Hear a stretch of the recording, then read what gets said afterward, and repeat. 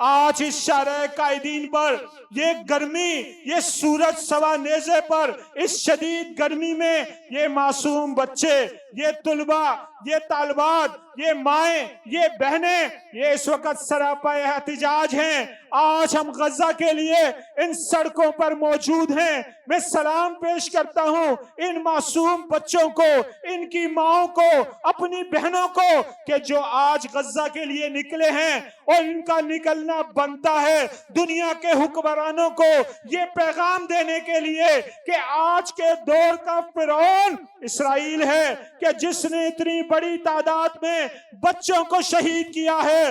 ये जंगी जराइम का मुर्तकब नेतन्याहू है।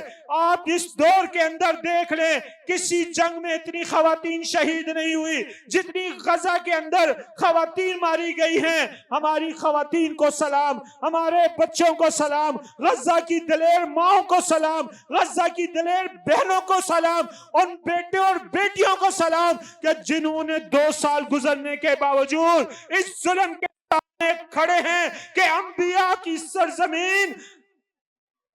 की सरजमीन को, फलस्तीन को यहूदियों के सुपर्द नहीं करेंगे।